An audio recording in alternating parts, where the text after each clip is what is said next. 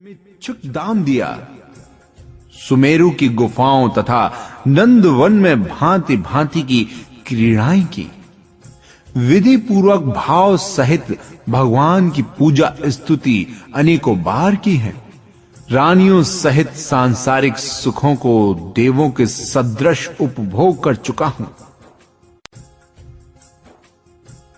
अब यदि संग्राम में प्राण चले भी जाएं तो चिंता क्या है। शूरवीर तो संग्राम में ही प्राण तसते हैं। इस तरह वार्तालाप कर माली ने क्षण मात्र में वेताड़ पर्वत पर चढ़कर वहां के संपूर्ण विद्याधरों को अपनी आज्ञा मानने के निमित्त आज्ञा पत्र भेजे। तब प्रजाजन माली के विराट कटक से भयभीत होकर कांपते हुए राजा सहस्रार की शरण में रतनपुर पहुंचे। माली के आक्रमण का समस्त वृत्तांत सुनकर राजा सहस्रार ने सबको सांत्वना देकर धैर्य बंधाया एवं कहा कि तुम अपनी रक्षार्थ कुमार इंद्र के पास जाओ। सब लोग तत्काल इंद्र के पास आए। माली का उपद्रव सुनकर इंद्र मारे क्रोध के जल उठा। समीपी रखे वज्रायुध को हाथ में लेकर ओठ ढसते हुए अपने लोकपालों को युद्ध के लिए सेना प्रस्तुत करने की उसने आज्ञा दी। अल्पकाल ही समय में इंद्र की समस्त सेना युद्ध के लिए सन्नद्ध हो गई। इंद्र भी अपने प्रचंड गजराज ऐरावत पर आरूढ़ होकर संग्राम हेतु सम्मुख आया। दोनों ओर के शूरवीर सामंत एवं योद्धा शुकदित सिंह के सदृश परस्पर टूट पड़े। रण कुशल माली बड़ी वीरता के संग इंद्र की कृत्रिम देव सेना का नाश करने लगा। दोनों पक्षों से मुग्दर सामान्य चक्र, खड़ग, गौफण, मूसल, गदा, कनक, पाश इत्यादि शस्त्रों का प्रयोग हुआ। महाप्रतापी वीर इंद्र ने बहुत से राक्षस वंशियों तथा वानर वंशियों को यमलोक पहुंचाया, जबकि अनेकों आहत होकर भूमि पर गिर पड़े। माली अपनी सेना को इंद्र की सेना से भयभीत देख आगे बढ़ा एवं ललकार कर इंद्र से द्वंद्व युद्ध करने लगा। इंद्र ने माली के ललाट पर तीक्ष्ण बाण का प्रहार किया। माली ने बाण प्रहार की वेदना की कुछ भी परवाह न कर इंद्र पर शक्ति चलाई, जिससे इंद्र रक्त रंजित हो गया। उसने क्रोध में आकर सामान्य चक्र से माली का मस्तक विदीर्ण कर डाला। ज्येष्ठ बंधु माली को निष्प्राण देखकर एवं इंद्र को महाबलवान समझकर सुमाली सेना सहित पलायन कर गया। इंद्र ने भागते हुए राक्षस वंशियों एवं वानर वंशियों का पीछा किया। इंद्र की आज्ञा पाकर सोम नामक लोकपाल ने सुमाली की सेना पर अविरल बाण वर्षा की। जिस प्रकार मेघ धारा से गायों का झुंड व्याकुल होकर तितर बितर हो जाता है, उसी प्रकार सुमाली की सेना तितर बितर हो गई। ये देखकर सुमाली का कनिष्ठ भ्राता माल्यवान सोम से युद्ध करने लगा। उसने भिंडपाल नामक शस्त्र से सोम को आहत कर मूर्छित कर दिया। जब तक सोम सचेत हुआ, तब तक सेना के शेष राक्षस वंशी एवं वानर वंशी विद्याधर पाताल लंका जा पहुंचे। राजा सहस्रार ने विजयी पुत्र इंद्र को छाती से लगाकर मस्तक पर आशीष हेतु हाथ धरा। योग्य एवं साहसी पुत्र से भला किसी संतोष नहीं होता। रतनपुर नगर वासियों ने अपने नगर को अलंकृत कर उल्लास पूर्वक विजयोत्सव मनाया।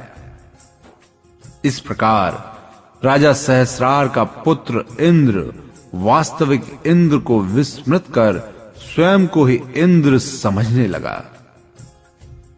वो अपनी विभूति एवं ऐश्वर्य को ही इंद्र की विभूति एवं ऐश्वर्य मान बैठा।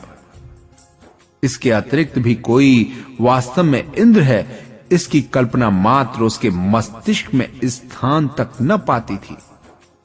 सत्य है, यही मान संसार के प्राणियों की अधोगति का मूल कारण है। कौतुक मंगल नामक नगर में राजा व्योम बिंदु महाप्रतापी शासक हो गए हैं। उनकी रानी नंदवती से 2 पुत्रियां थीं। ज्येष्ठा का नाम कौशिकी तथा अनुजा का नाम केकशी था। कौशिकी का विवाह यज्ञपुर के राजा विश्रव के साथ हुआ था, जिससे वैश्रवण नामक पुत्र हुआ। वैश्रवण को इंद्र ने चारों लोकपालों के समकक्ष लंका में राजदूत नियुक्त किया। वो लंका में निर्भय रहकर समस्त विद्याधरों पर अपनी आज्ञा का पालन करवाने लगा। इसी समय पाताल लंका में सुमाली के रत्नश्रवा नामक महाप्रतापी पुत्र हुआ। वयस्क होने पर वो बलशाली वीर तथा बुद्धिमान सिद्ध हुआ। वो जैसा वीर एवं बुद्धिमान था, वैसा ही धर्मात्मा भी था। एक बार रत्नश्रवा विद्या सिद्धि के हेतु भयानक जीवों से परिपूर्ण पुष्पक नामक वन में गया था। रत्नश्रवा के विद्या साधन के प्रयास से प्रभावित होकर राजा व्योम बिंदु ने अपनी द्वितीय पुत्री कैकशी को पाणी ग्रहण के अंतरंग भाव से रत्नश्रवा के समीप भेजा। पिता की आज्ञा अनुसार केकशी रत्नश्रवा के समीप रहकर विद्या साधन में सहायता देती रही। जब उसे विद्या सिद्ध हो गई, तब अपने समीप अनुपम सुंदरी केकशी को देखकर उसने जिज्ञासा की, हे सुंदरी, तू किसकी पुत्री है? झुंड से बिछड़ी हुई हिरनी के समान तू इस घोर वन प्रांत में एकाकी क्यों निवास करती है? केकशी ने रत्नश्रवा को अपना पूर्ण परिचय दिया। अंत में रत्नश्रवा ने केकशी को अपनी पत्नी स्वीकार कर लिया। एक दिन केकशी रत्न जटित सुंदर महल में सुकोमल शैया पर गंभीर निद्रा में शयन कर रही थी। उसने रात्रि के अंतिम प्रहर में 3 स्वप्न देखे। प्रथम तो उसने एक महाबली प्रचंड सिंह को दहाड़ते तथा विशालकाय गजों के कुंभ स्थलों को विदीर्ण करते हुए अपने मुख में प्रवेश करते देखा। द्वितीय स्वप्न में तेजोमय किरणों से तिमिर को विदीर्ण करते हुए अत्यंत ज्वाजल्यमान सूर्य को अपने अंक यानी गोद में विराजते हुए देखा। तृतीय स्वप्न में शीतल किरणों से कुमुद समूह को प्रफुल्लित करते हुए अखंड मंडल युक्त अत्यंत प्रकाशमान चंद्रमा को अपने सम्मुख देखा। प्रभात होते ही स्वप्नों का फल ज्ञात करने की अभिलाषा से रानी शैया को त्याग कर एवं नित्य क्रिया से निवृत्त होकर सुंदर वस्त्राभूषण धारण कर पति के निकट गई। राजा ने रानी को अपने सिंहासन पर बैठाया। रानी ने नम्रता पूर्वक मधुर शब्दों में देखे हुए तीनों स्वप्नों का संपूर्ण वृतांत राजा को कह सुनाया। तब निमित्त ज्ञान के आधार पर राजा ने स्वप्नों का फल रानी से कहा, हे देवी, तेरी कुक्षी से 3 पुत्र उत्पन्न होंगे। वे अपनी कीर्ति समुद्र पर्यंत पृथ्वी तल पर विस्तारित करेंगे तथा पूर्वोपार्जित पुण्योदय से संसार के समस्त भोगों का इंद्र के सदृश उपभोग करेंगे। पुण्य से संसार में सभी भोगोपभोग की सामग्री सुलभ हो जाती है। पुण्य क्षीण होते ही सारा ठाट बाट एवं ऐश्वर्य गर्दभ श्रृंग व्रत लुप्त हो जाता है। अतएव क्या नारी, क्या पुरुष, क्या बालक, क्या युवा, क्या वृद्ध, सबको अपनी अपनी शक्ति के अनुसार पुण्य परमाणुओं का संचय करना चाहिए। हे प्रिय, तेरा प्रथम पुत्र अष्टम प्रतिवासुदेव होगा। वो महाप्रतापी, उद्दत तथा हठीले स्वभाव का होगा। वो विद्या बुद्धि में प्रकांड विद्वान तथा युद्ध कौशल में अप्रतिम वीर सिद्ध होगा। शेष दोनों पुत्र वीतराग मार्ग के धारक, दयावान, सत्यानुरागी एवं धर्मात्मा होंगे। रानी केकशी पति के मुखार विंद से तीनों पुत्रों के उत्पन्न होने का वृतांत सुनकर अत्यंत आनंदित हुई। तत्पश्चात वो नम्रता पूर्वक बोली, हे स्वामी, हम दोनों जैन धर्मानुरागी करुणा भावी हैं। फिर भला अमृत बेल पर ये विष फल कैसे प्रकट होगा? अर्थात उद्दत एवं हठीले स्वभाव का पुत्र कैसे उत्पन्न होगा?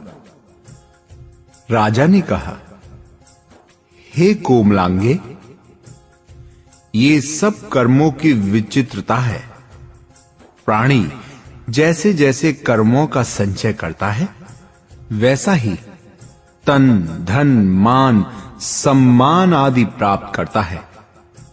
इसमें माता पिता का कोई गुण दोष नहीं, किंतु एकमात्र कर्मों का उदय ही मूल कारण है।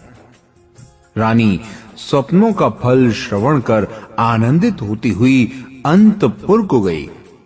कुछ काल व्यतीत होने पर रावण रानी केकशी के गर्भ में आया। दिनों दिन रानी की चेष्टाएं उद्दत एवं क्रूर होने लगी। कभी चित्त में आता कि बैरियों के शीश पर पाद प्रहार करे, कभी इंद्र पर आज्ञा चलाने की इच्छा होने लगती, कभी अकारण ही भौहें टेढ़ी करती एवं कभी दर्पण रहते हुए भी खड़ग में मुंह देखती थी। ज्यों-ज्यों रानी केकशी के गर्भ की वृद्धि होती गई, त्यों-त्यों ऐसी अनेकों उद्दत चेष्टाएं उसके हृदय में स्थान पाती गईं। 9 मास पूर्ण होने पर रानी केकशी ने शिशु का प्रसव किया। जिस समय बालक का जन्म हुआ, तब शत्रुओं के आसन कंपित हो उठे। सूर्य के सदृश महाप्रतापी पुत्र को प्राप्त कर राजा रानी, पुरजन परिजन समस्त को अतीव आनंद हुआ। राजा ने बड़ी धूमधाम से पुत्रोत्सव मनाया एवं याचकों को मनोवांछित दान दिया। वो नवजात शिशु सदैव सेज पर सीधा ही पड़ता था। जन्म के प्रथम दिन ही नवजात शिशु ने समीप ही रखे हार को पकड़कर अपने समीप खींचकर उसे दृढ़ता से अपनी मुट्ठी में ले लिया। ये देखकर माता पिता तथा समस्त परिजन परम आह्लादित हुए। सबने बालक को कोई महापुरुष समझा। हार रत्न स्रवा के पूर्वज राजा मेघवाहन को राक्षस वंशी महाराजा भीम ने दिया था।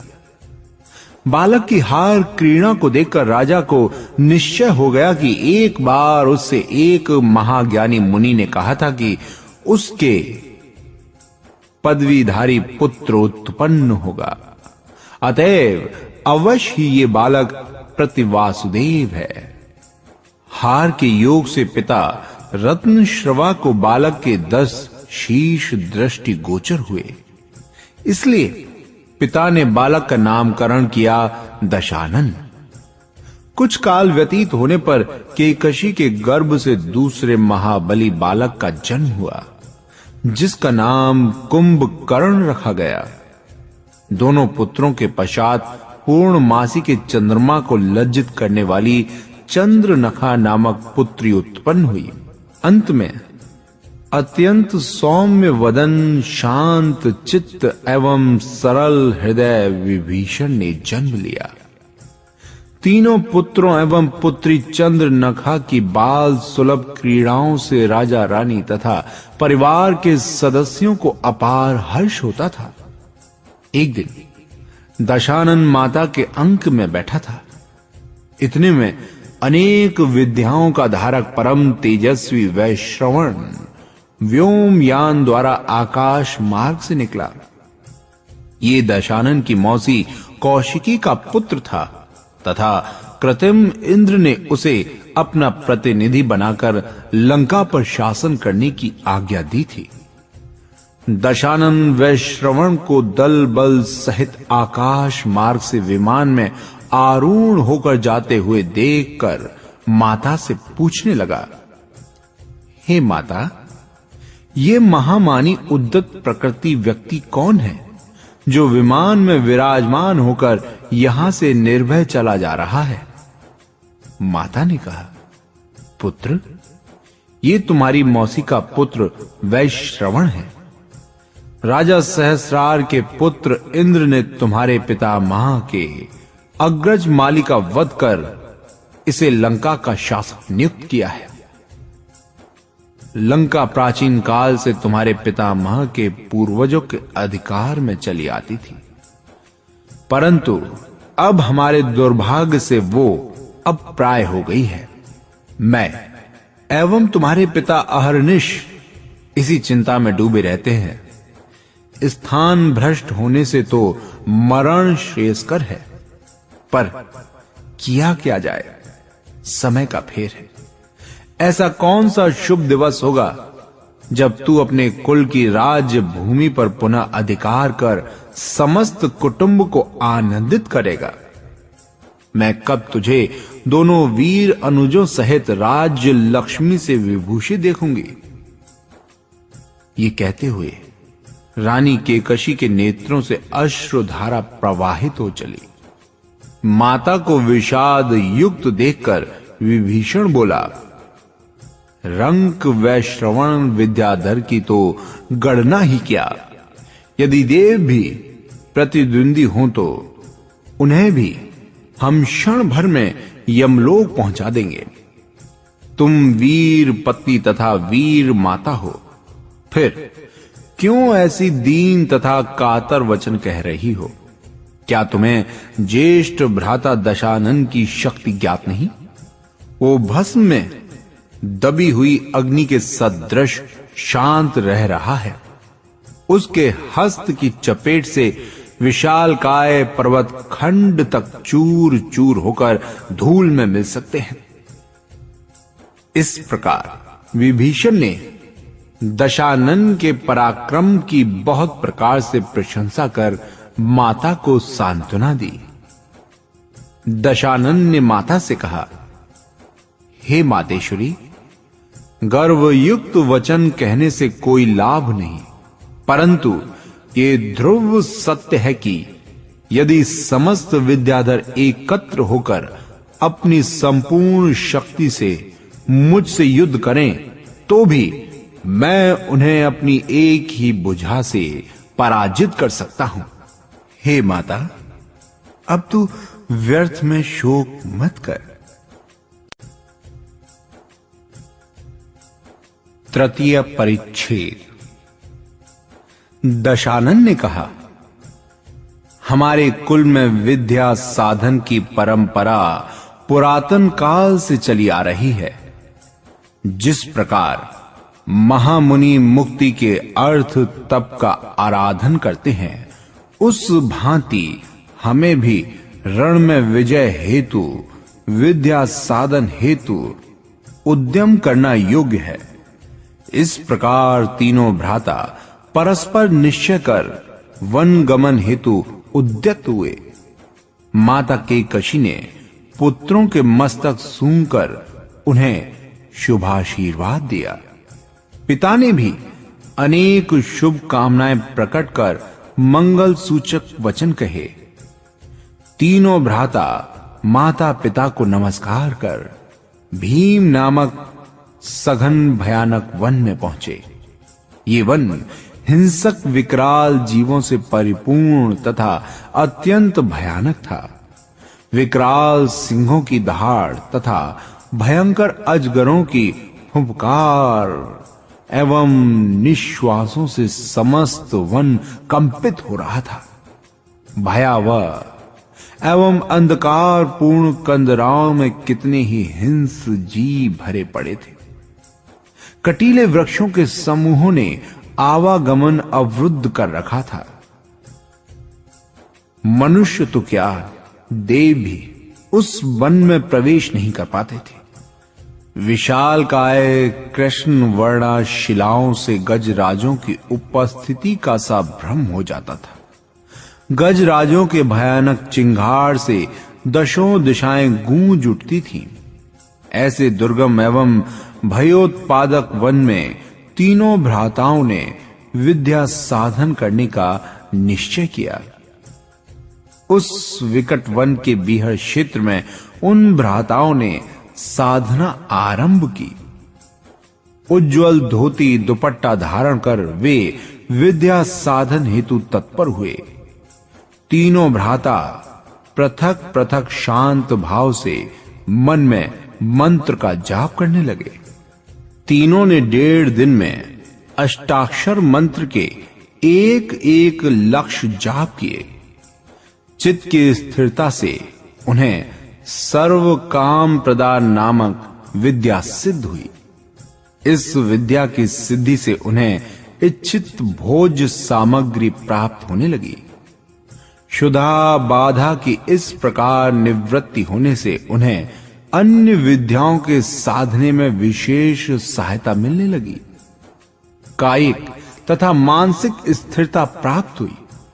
इसी अवसर पर जम्बूद्वीप का अधिपति अनावृत्ति यक्ष अपनी देवियों सहित वन क्रीड़ा करता हुआ वहां आया।